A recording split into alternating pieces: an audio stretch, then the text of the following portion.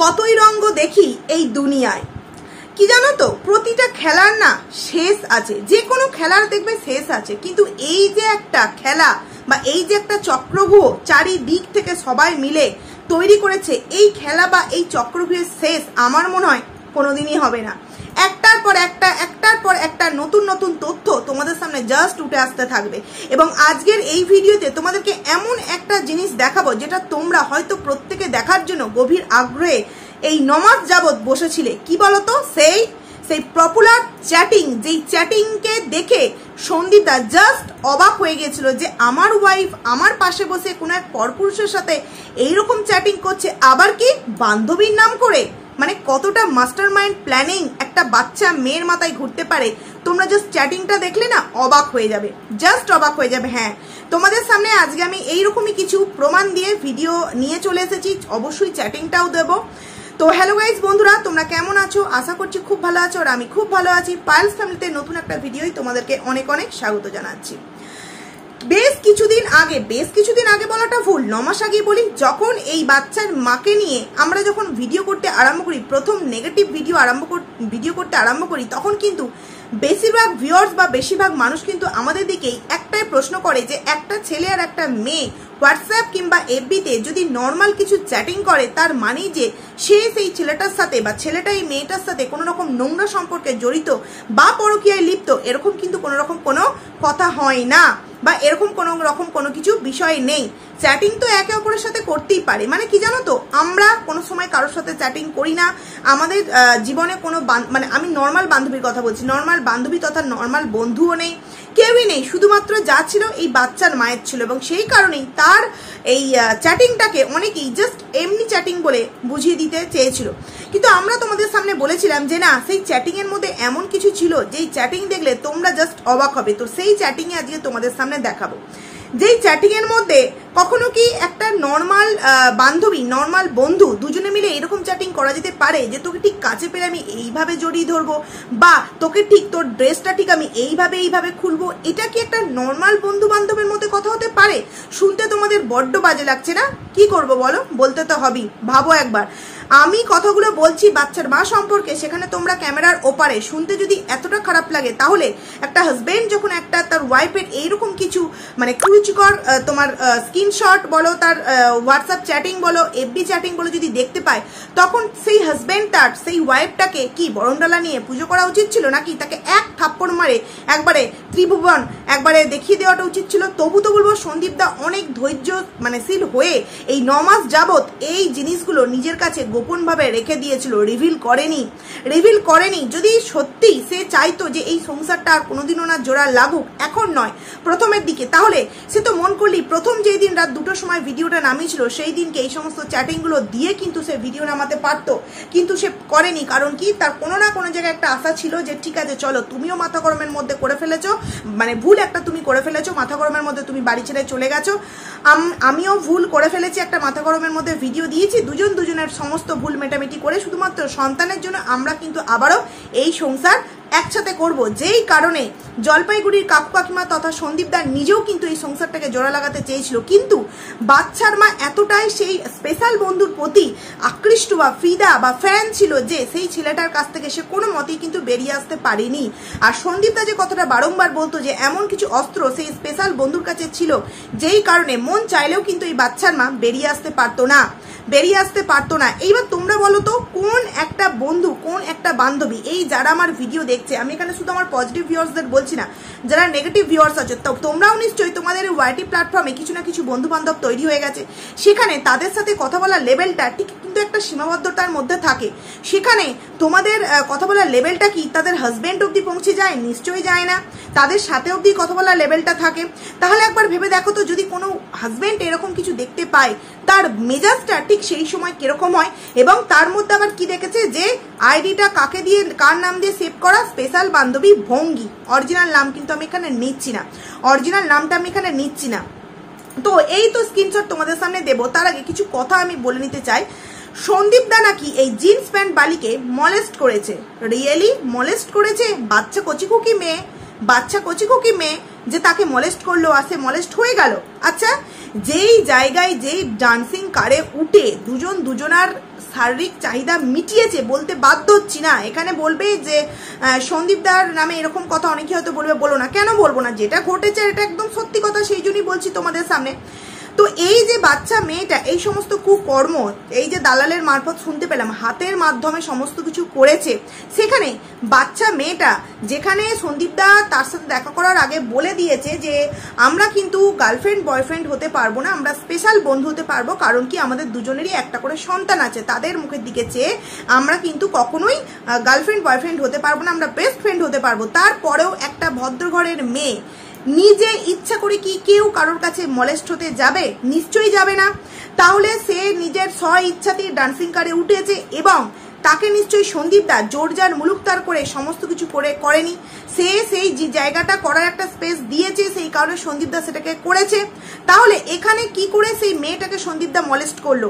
আর মেয়েটা যদি গাড়ির মধ্যে নর্মালভাবে বন্ধু বান্ধবী হয়ে নর্মালভাবে ডান্সিং কারের মধ্যে উঠেও থাকে, সেখানে যদি তাকে জোর করে সন্দীপদা মলেস্ট করে থাকে, তাহলে সেই মুহূর্তে মেয়েটা ডান্সিং কার থেকে বেরিয়ে আসার পর কেন প্রশাসনের সাহায্য নেয়নি? প্রশাসনের সাহায্য না নিয়ে কেন কোনো কন্ট্রোভার্সি ক্রিয়েটারের সাহায্য এই সমস্ত জিনিস রিভিল করছে?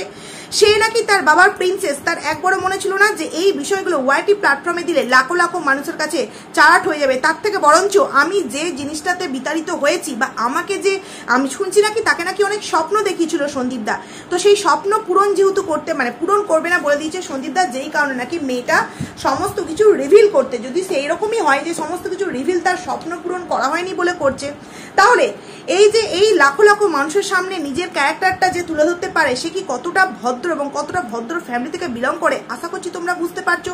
সে কেন পুলিশ প্রশাসনের কাছে গেল না? কেন সে তার ওপর হওয়া অত্যাচারের সুবিচার পুলিশ প্রশাসনের কাছ থেকে চাইলো না? কেন কোনো কন্ট্রোভার্সি ক্রিয়েটারের হাতকে সে বেছে নিল? এখানে তো বিশাল বড় একটা প্রশ্ন রয়ে গেছে না?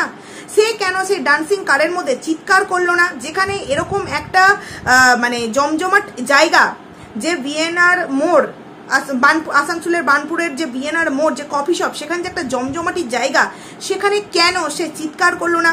কেনই বা প্রথম দিন মলেস্ট হওয়ার পর সেকেন্ড দিন আবার মেয়েটা নিজের স্ব ইচ্ছায় সন্দীপদার সাথে দেখা করতে গেল? সন্দীপদা কি তাকে জোর জার মুলুকতার করে বাড়ি থেকে টানতে টানতে বের করে চুলের মুঠি ধরে নিয়ে এসেছিল? সেরকম তো কিছু নয়। স্ব ইচ্ছায় সুন্দর ড্রেস পোশাক করে মেয়েটা তো সন্দীপদার সাথে দেখা করতে এসেছিল। আমি বলবো না যে এখানে সন্দীপদার কোনো দোষ নেই, অবভিয়াসলি তারও দোষ আছে। তার এই সমস্ত কিছু করার আগে হাজারবার ভাবা উচিত ছিল যে আমার মধ্য দিয়ে এখন অনেক কিছু কেস কামারি সন্তান আমার কাছে থাকবে কি থাকবে না, এই বিষয়ে অনেক কিছু ঝড়ঝাপটা যাচ্ছে।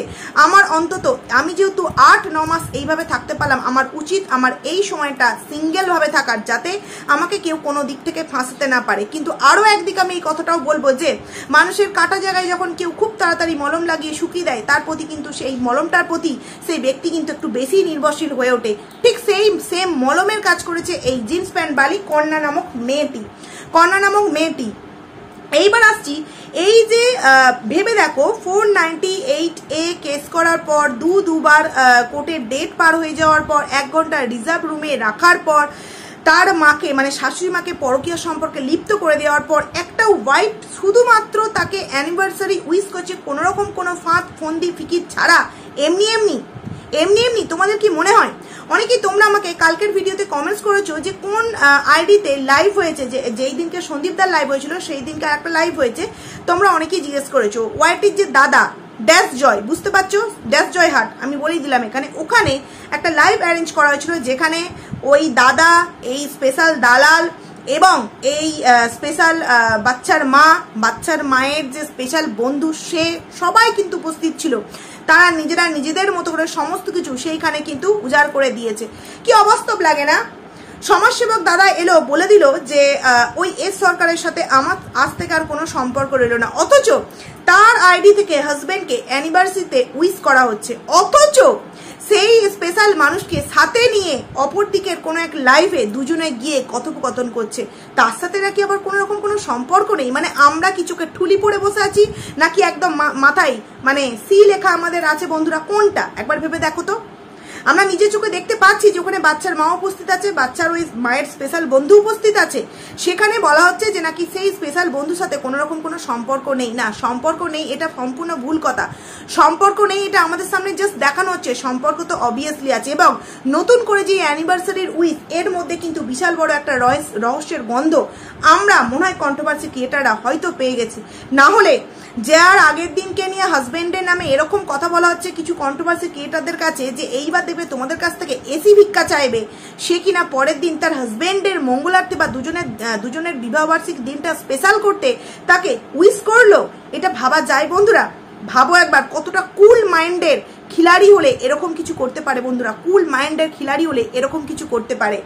তো অনেক কথা বললাম যে যদি সত্যি এই মেয়েটা মলেস্ট হয়ে থাকে সন্দীপদার কাছ থেকে, তাহলে আমি তো বলবো দুজনেরই উচিত মেডিকেল টেস্ট করানো। কে কাকে মলেস্ট করেছে এবং জোরজার মুলুকতার করলে তারও তো নিশ্চয়ই প্রমাণ পাওয়া যাবে, তাই না? প্রমাণ পাওয়া যাবে। তো সেখান থেকে দাঁড়িয়ে এই মেয়েটা যে কতটা নোংরা তার প্রমাণ কিন্তু হচ্ছে এটাই, যে সে যদি মলেস্ট হয়ে থাকে সে কেন কোনো কন্ট্রোভার্সি ক্রিয়েটারের সাথ নিল, কেন সে প্রশাসনের দ্বারস্থ হলো না। এবং তারপর তো কালকে একটা খবর জানতে পারলাম যে এই যে আমাদের মনাই কাকা, আমাদের লাইফা দাদা ভাই এবং এই স্পেশাল বাচ্চার মা, তারা তিনজন মিলে স্পেশাল মায়ের যে স্পেশাল বন্ধু আছে তারা চারজন মিলে নাকি 26,000 টাকায় এই জিন্স প্যান্ট বালিকে পুরোপুরি কিনে নিয়েছিল। ওই যে পয়সা ফেক আর তামাশা দেখ, একদম একদম কারেক্ট কথা বিষয়টা। কেন বলো তো? এর আগেও একটা চিল ফুড আইডির নাম তোমরা শুনেছো, যেখানে কিনা সেখানকার তোমার বুঝতে পারছো জোলকে এরকম ভাবে ফাঁসানো হয়েছিল। তার কাছ থেকেও নিশ্চয়ই এর থেকেও মোটা অঙ্কের একটা টাকা নেওয়া হয়েছিল। যেহেতু হাজবেন্ডও শুনেছি একটা অন্যরকম পরকীয়া লিপ্ত আছে, গার্লফ্রেন্ড কি করবে, নিজের চরিত্র বিক্রি করার সাথে সাথে কিন্তু এরকম খিলাড়ির কাজগুলো কিন্তু এই মেয়েটা খুব পটুভাবে করে থাকে। ভেবে দেখো, তাকে 26,000 টাকায় নাকি পুরোপুরি কেনা হয়েছে যে এই ছেলেটাকে ফাঁসাতে হবে। প্রথমে কাকে? প্রথমে ট্রাই করেছে মনাই কাকাকে দিয়ে, তারপর নিজের দাদা লাইফাকে দিয়ে, তারপর ডাইরেক্ট গিয়ে একদম মানে এই মানুষগুলোর কাছ থেকে টেস্ট করবার পর তারপর কিন্তু এই সন্দীপদার ওপর একদম আসল যে মানে তাদের যে আসল যে কাজটা ছিল সেই কাজটা কিন্তু করেছিল সন্দীপদার উপর। এবং যথারীতি তাদের প্ল্যান মাফিক সন্দীপদা এই বিষয়ে কিন্তু এই ফাঁদে কিন্তু পা দিয়েও দিয়েছিল। বন্ধুরা ভাবো, কেউ নিজেকে বিক্রি করছে 26,000 টাকায়, সেখানে আবার সে বড় বড় লেকচার দিচ্ছে যে তাকে নাকি মলেস্ট করা হয়েছে, তাকে নাকি নানান রকম স্বপ্ন দেখানো হয়েছে। সেই স্বপ্ন ভেঙে দেওয়ার জন্য নাকি সে এই কন্ট্রোভার্সি ক্রিয়েটারের কাছে নানান রকম তথ্য ফাঁস করছে। তাই রিয়েলি তুমি যদি বাবার প্রিন্সেস, লিটিল প্রিন্সেস হয়ে থাকো, তাহলে এই সমস্ত বিষয়গুলো বাবা কি জানে? বাবা কি শিখিয়ে দিয়েছে নাকি যে তুমি যাও কন্ট্রোভার্সি ক্রিয়েটারের কাছে? না, আমার তো মনে হয় না। বাবা যথেষ্ট ভদ্র, সেখান থেকে সে যদি জানতো নিশ্চয়ই এই মেয়েকে বলতো যে তুই প্রশাসনের কাছে যা। তো এই তো কিছু কথা তোমাদের সামনে বললাম। এইবার তোমাদেরকে যেটা বলছিলাম যে স্ক্রিনশটটা তো আমি বুঝতে পারছি না তোমাদের সামনে আমি ভিডিওর মধ্যে দেবো কি থাম্বনেলে দিয়ে দেবো। যাই হোক, যেখানে না যেখানে দেবো, তবে কিন্তু আমি ব্লার করে দেবো অনেক জায়গা, কারণ বুঝতেই পারছো কি হতে পারে। তো প্রথমে আমি তোমাদেরকে একটু পড়ে শোনাই। এক জায়গায় একজন লিখেছে যে এইভাবে তোর চুড়িদারটা খুলবো। আমি বলছি তোমাদেরকে, ভাবো শুনতে কতটা খারাপ লাগছে। এইভাবে তোর চুড়িদারটা খুলবো, সেখান থেকে অপর তরফ থেকে লেখা আচ্ছা দেখবো। এবং সেখানে কিন্তু মানে গুনে পারবি না মানে কিছু কিছু স্ক্রিনশট তো মানে রিভিল হয়েছে, সেই কারণে বলছি। তো তারপর হচ্ছে লিখেছে যে পরে মানে ওই যে অপর পক্ষে মানে ভঙ্গি নামক যার নাম্বারটা সেভ করা ছিল, সেখানে লেখা আছে পরে তুই নিজেও গুনে পারবি না। বুঝতে পারছো? গুনে পারবি না মানে কি গুনে পারবে না? তো তারপর এটা তো একটা, তারপর একটা তোমাদের শোনাচ্ছি। ঠিক এইভাবে মানে একটা ছবিগুলো তা তোমাদের সামনে আমি দিতে পারবো না। একটা ছবির ওপরে কিন্তু মানে এগুলো ছবির সাথে লেখাগুলো পাঠিয়েছিল। ঠিক এইভাবে মন ভরে জাপটে, বুঝতে পারছো কি বলতে চাইছি? এইটা তার রিপ্লাই কি শুনি, মানে কার বাড়ি কথা বলেছে, মানে ভঙ্গিদের বাড়িতে গিয়ে এইভাবে জাপটে, বুঝতে পারছো? তারপর লিখেছে ও আচ্ছা, তারপর দেন তোর কপালে, তোর দু চোখে, দু গালে, নাকে ডাইরেক্ট। এটা কোনো নর্মাল বন্ধু বান্ধবের হোয়াটসঅ্যাপ বলো, এফবি চ্যাটিং হতেই পারে বন্ধুরা, হতেই পারে। মানে যারা বলতো এতদিন হতেই পারে বলো, মানে আমরা কলেজ করিনি, আমাদের কোনো নর্মাল বন্ধু বান্ধব নেই এখনো পর্যন্ত ওয়াইটি প্ল্যাটফর্মে যে আমাদের এত যে ভিউয়ার্সরা আমাদের সাথে পার্সোনাল ইনস্টাগ্রাম বলো এফবিতে বলো কথা বলে, তাদের সাথে আমরা একটা মেয়ে হয়ে একটা মেয়ে এতদূর কথা বলার সাহস পায় না। হ্যাঁ, সেখান থেকে দাঁড়িয়ে একটা ছেলের একটা মেয়ে নাকি এইরকম কথা হচ্ছে, এবং তারপর নাকি আমরা জানতে পেরেছিলাম যে 28 দিনের সম্পর্ক। তাহলে 28 দিনে যদি সম্পর্ক হয়ে থাকে তাহলে এই সমস্ত চ্যাটিংগুলো কি ডে 1 থেকে শুরু হয়ে গিয়েছিল, যে ডাইরেক্ট একদম চাটাচাটি, খোলাখুলি চাটাচাটি? তোমরা একবার ভেবে বলো তো যে এরকম সম্ভব? এরকম কখনো কি সম্ভব বন্ধুরা? তোমরা একবার ভেবে বলো তো। যারা সত্যিই নিজেরা নিজেদেরকে না হয়, অনেক বন্ধু বান্ধব দেখবে অনেকটা গভীর তারা কিন্তু হয়, কিন্তু তা বলে এই রকম, এবার এই রকম চ্যাটিং দেখার পর একটা হাজবেন্ড তার ওয়াইফকে মানে কি করতে পারে? এবং সেই সময় বাচ্চার মা কি বলেছিল যে একদিকে আমি তোকে রাখবো, মানে তোকে বাড়িতে রাখবো, আর ওকে আমি বাইরে রাখবো, যেরকমটা কালকের মানে তোমার কি বলে উইস, অ্যানিভার্সারি উইস, হাজব্যান্ডকে উইস করা হচ্ছে, আর বয়ফ্রেন্ডের আইডি যেমন মুখে সে বলেছিল যে ঘরে তোমাকে রাখবো বাইরে ওকে রাখবো, সেরকমটাই কিন্তু ও করছে, বেরিয়ে এসে বয়ফ্রেন্ডের আইডি থেকে হাজব্যান্ডকে উইস করাচ্ছে, এবং তাতে মদত দিচ্ছে কিন্তু তার বাবা মা।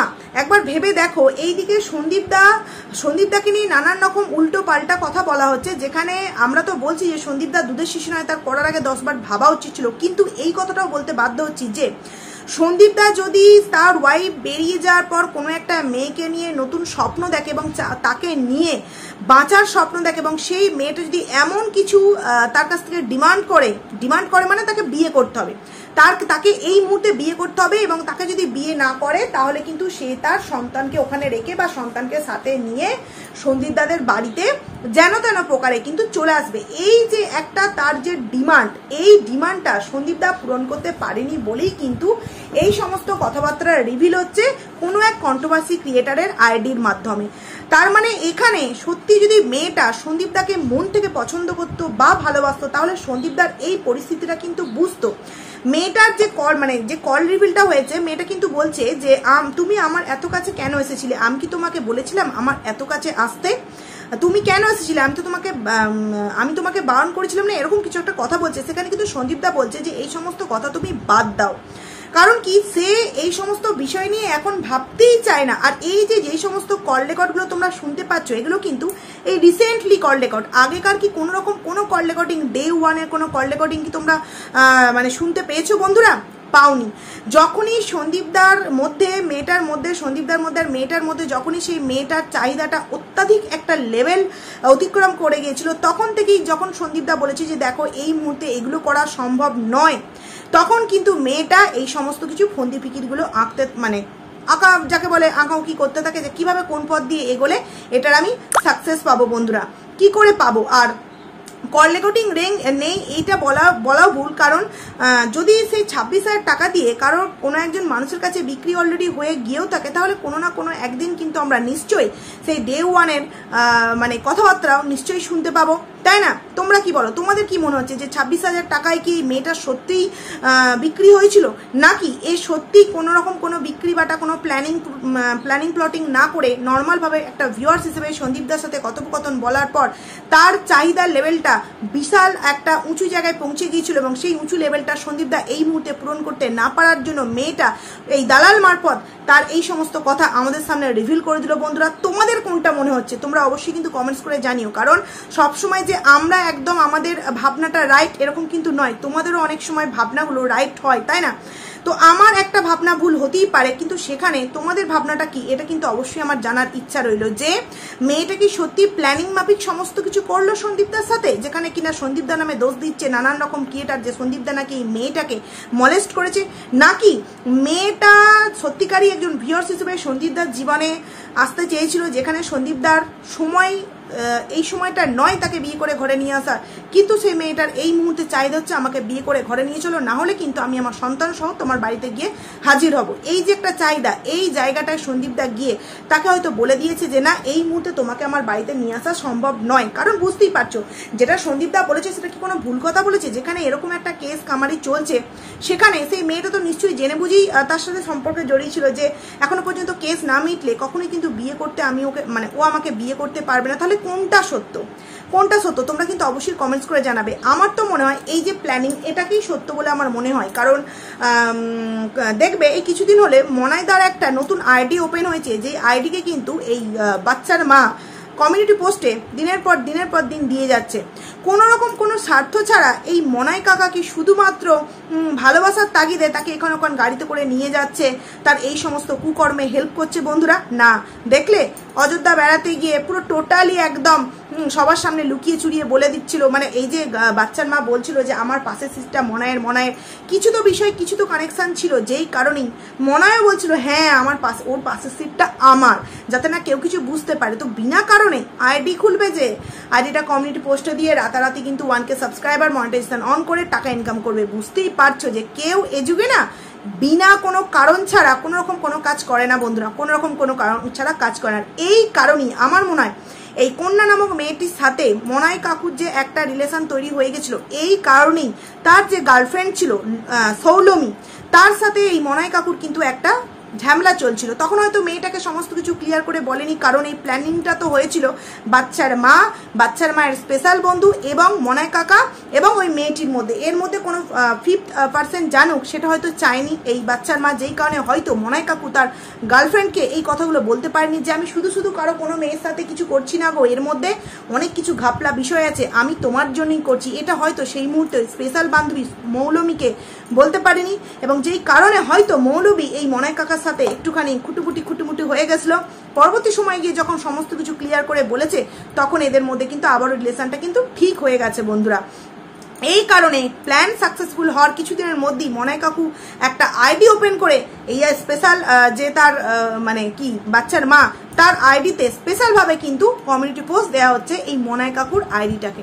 কিছু তো বিষয় আছে বন্ধুরা, এই মুহূর্তে কি করে এত কিছু সম্ভব একবার ভেবে বলো। তো যাই হোক, ভিডিওটাকে আমি এখানেই এন্ড করছি। কেমন লাগলো তোমরা অবশ্যই কমেন্টস করে জানিও। আর স্ক্রিনশটগুলো আমি ভিডিওর মধ্যে দিচ্ছি না, যদি কিছু প্রবলেম হয় আমি ওপরে থাম্বনেলে স্ক্রিনশট দিয়ে দিচ্ছি, তোমরা কিন্তু দেখে নিও। তো চলো, টাটা।